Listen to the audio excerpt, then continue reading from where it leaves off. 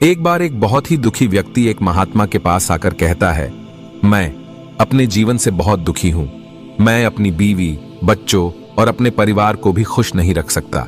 मैं अपने लिए भी कुछ नहीं कर पा रहा। कभी कभी तो मुझे अपनी जिंदगी को खत्म कर देने के भी ख्याल आते हैं।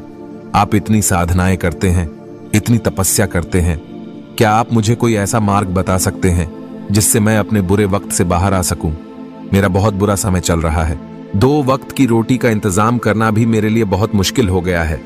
अब आप ही बताएं कि मैं ऐसे वक्त में मैं जिंदा रहूं तो कैसे रहूं, कैसे अपने परिवार को खुश रखूं? कृपया करके कोई साधारण सा तरीका बताने की कृपा करें ताकि मैं आसानी से समझ सकूं, क्योंकि मैं बहुत पढ़ा लिखा नहीं हूं। अगर आप बड़ी से बड़ी ज्ञान की बातें करेंगे तो शायद मैं कभी समझ भी नहीं पाऊंगा। यह सुनकर महात्मा ने मुस्कुराते हुए कहा कि तुम एक काम कर सकते हो। फिर महात्मा ने सामने की ओर इशारा करते हुए कहा कि उस ऊंची पहाड़ी पर एक मंदिर है और उस मंदिर के पास चींटियों का एक घर है जहां पर हजारों चींटियां रहती है। तुम्हें सुनने में बड़ा अजीब लगेगा, लेकिन वो चींटियां उस मंदिर की जमीन को खराब कर देती है, उस मिट्टी की उपजाऊ शक्ति को खत्म कर देती है, जिसके कारण वहां पर कोई भी पेड़ या कोई भी घास पनप नहीं पाती है। तुम मेरा एक काम करो, उसके बाद मैं तुम्हें तुम्हारे सवालों के जवाब दूंगा। तुम 7 दिन तक रोज उस पहाड़ी पर जाओ और उस चींटियों के घर को तहस नहस कर दो, उसको तोड़ दो।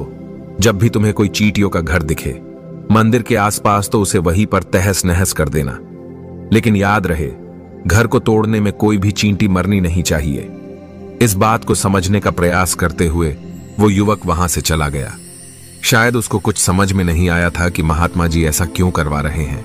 तो वो उन चींटियों पर अन्याय कर रहे हैं, उनका घर तोड़वा रहे हैं, उन्हें नुकसान पहुंचा रहे हैं। आखिर कौन महात्मा ऐसा करेगा? लेकिन फिर भी उस महात्मा की बात मानते हुए वो अगले दिन से ही पहाड़ी पर जाना शुरू कर देता है। जब वो पहले दिन पहाड़ी पर पहुंचता है तो देखता है कि बहुत सारी चींटियां अपना खाना जुटाने में लगी हुई है। सारी चींटियां कतार से चल रही है और अनाज के छोटे छोटे कण उठाकर अपने घर में जमा करती जा रही है। ये देखकर पहले तो उस युवक का मन कमजोर पड़ गया। उसने सोचा कि ये इतनी मेहनत करके अपना घर भर रही है और मैं इनके घर को तबाह कर दूंगा तो इनको कितना बुरा लगेगा। लेकिन फिर उसने उस महात्मा की बात याद करते हुए उस घर को तोड़ना शुरू कर दिया। जल्द ही चींटियों में हाहाकार मच गया। वो इधर उधर दौड़ने लगी। अभी तक जो कतार से चल रही थी अब वो बिखर गई और इधर उधर अपनी जान बचाने के लिए भागने लगी। थोड़ी देर में घर टूट गया और सारी चींटियां इधर उधर छुपने के लिए भाग चुकी थीं। ये करने के बाद वो युवक दुखी मन से वापस अपने घर पर लौट आया। उसका मन परेशान था, दुखी था, पश्चाताप से भरा हुआ था।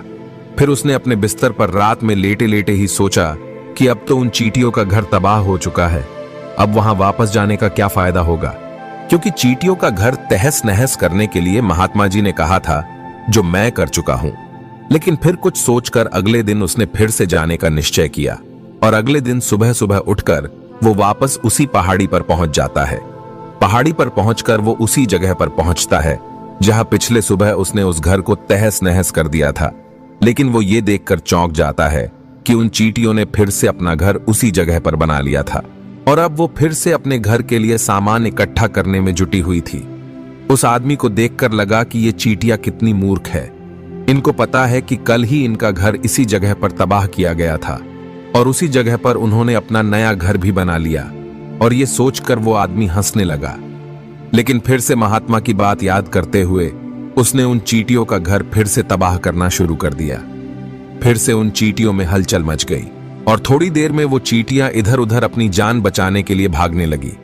कुछ ही देर में उनका घर फिर से नष्ट हो गया और वो युवक थोड़ा संतोष के भाव से कि इस बार तो मैं अच्छी तरह से उस घर को तबाह कर दिया है, अब तो वो चींटियां यहां पर अपना घर बना ही नहीं पाएंगी। इसीलिए जाने से पहले उसने उस घर